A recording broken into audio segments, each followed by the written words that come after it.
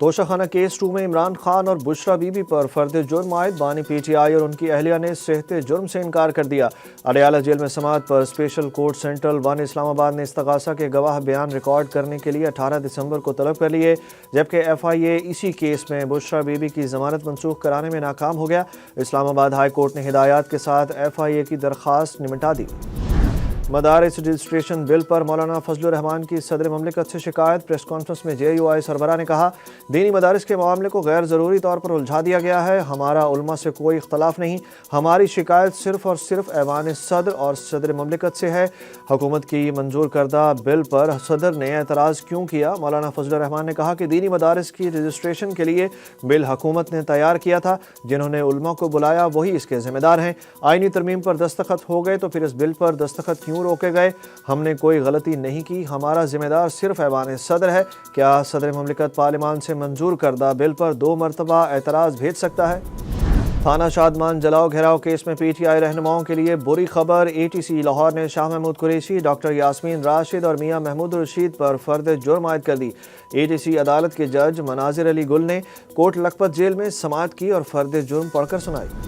عظمہ بخاری نے بشرا be be پر شدید تنقید کر ڈالی۔ وزیر اطلاعات پنجاب نے کہا کہ بیچاری نے پہلا انقلاب لیڈ کیا، وہ بھی گلے پڑ گیا۔ 26 نومبر کو جو جھانسی کی رانی بن رہی تھیں آج منہ چھپائی کر رہی ہیں۔ 24 اور 26 نومبر کو جوشیر خطاب کرنے والی بشرا بی بی آج اپنا انقلابی بھاشن پشاور چھوڑ آئیں۔ جو ڈی چوک فتح کرنے آئی تھیں آج صحافیوں کے سوالوں پر ایک لفظ نہیں بول سکیں۔ ان کا کہنا تھا کہ بشرا بی بی میڈیا کو بتائیں ڈی چوک سے بھاگنے کا پلان ان کا تھا یا گنڈا پور کا تھا۔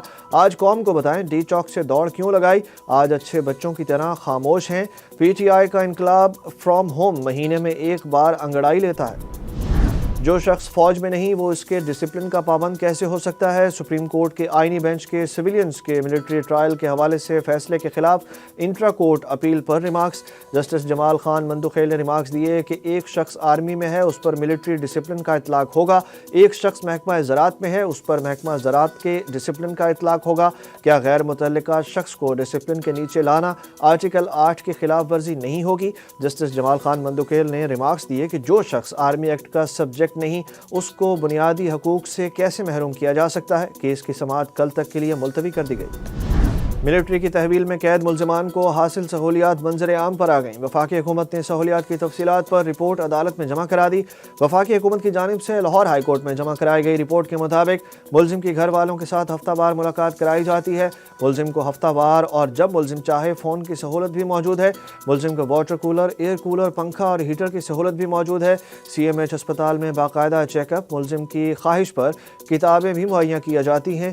تینوں وقت کا کھانا اور بستر کی سہولت بھی میسر ہوتی ہے۔ سپریم کورٹ نے عادل بازئی کو رکن قومی اسمبلی کے عہدے پر بحال کر دیا۔ عدالتی حکم کے بعد الیکشن کمیشن نے عادل خان بازئی کو ڈی سیٹ کرنے کا نوٹیفیکیشن معطل کر دیا۔ سپریم کورٹ نے کیس میں الیکشن کمیشن کا طریقہ کار پر سوالات اٹھا دیے۔ سماعت کے دوران جسٹس عقیل عباسی نے ریمارکس دیے، بس بڑے صاحب کا خط آ گیا تو بندے کو ڈی سیٹ کر دو، یہ نہیں ہو سکتا۔ جسٹس منصور علی شاہ کا کہنا تھا کہ ایک حلقے کے عوام کو ڈس فرنچائز کرنے کا پیمانہ تو سخت ہونا چاہیے۔ جسٹس عائشہ ملک نے کہا کہ کیا الیکشن کمیشن ملک کی تمام عدالتوں سے بالاتر ہے؟ آپ کو کسی چیز کی پرواہ ہی نہیں، کیا آپ کسی کو نہیں مانتے؟ جسٹس منصور علی شاہ نے ریمارکس دیے کہ الیکشن کمیشن نے تو بلڈوزر لگایا ہوا ہے۔ الیکشن کمیشن نے عادل بازئی کو مسلم لیگ نون کے صدر میاں نواز شریف کی درخواست پر آرٹیکل 63A کے تحت ڈی سیٹ کیا تھا۔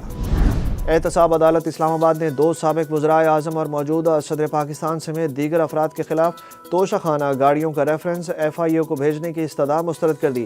اسلام آباد کی احتساب عدالت نے موجودہ صدر مملکت آصف علی زرداری، سابق وزیر اعظم نواز شریف اور سابق وزیر اعظم یوسف رضا گیلانی کی توشہ خانہ کی گاڑیوں کے کیس کا محفوظ فیصلہ سنا دیا۔ جج عابدہ سجاد نے ریفرنس ایف آئی اے کے اسپیشل جج سینٹرل کو بھیج دیا۔ نیب کی جانب سے کیس ایف آئی اے عدالت میں بھیجنے کی استدعا کی گئی تھی۔ اسٹاک مارکیٹ میں شیئرز میں سرمایہ کاری کے لیے پرکشش قیمتیں، شرح سود میں کمی۔ پاکستان اسٹاک ایکسچینج نے بلندی کے گزشتہ تمام ریکارڈ توڑ ڈالے۔ دن کے اختتام پر انڈیکس میں 3370 پوائنٹس کا اضافہ۔ انڈیکس نے 1,14,000 کی بلند ترین سطح کو بھی عبور کر لیا۔ اچھے معاشی اشاریوں کے سبب پاکستان اسٹاک ایکسچینج میں بڑی نوعیت کی ریکوری ہوئی۔ معروف ڈرامہ نگار خلیل الرحمان قمر ہنی ٹریپ کیس میں آمنہ عروج سمیت 12 ملزمان پر فرد جرم عائد کر دی گئی۔ ملزموں نے صحت جرم سے انکار کر دیا۔ ATC لاہور کے جج ارشد جاوید نے کیس پر سماعت کی۔ آمنہ عروج اور حسن شاہ سمیت 12 ملزمان کو جیل سے عدالت پیش کیا گیا۔ قومی ریڈ بال کرکٹ ٹیم کی مینجمنٹ سے ایک اور غیر ملکی کوچ کی چھٹی۔ Red ball coach Tim Nelson کا پاکستان ٹیم کے ساتھ سفر ختم۔ ہیڈ کوچ کا مستقبل بھی خدشات کا شکار۔ PCB نے جنوبی افریقہ کے خلاف ٹیسٹ سیریز کے لیے high performance red ball coach Tim Nelson کے معاہدے میں توسیع نہیں کی۔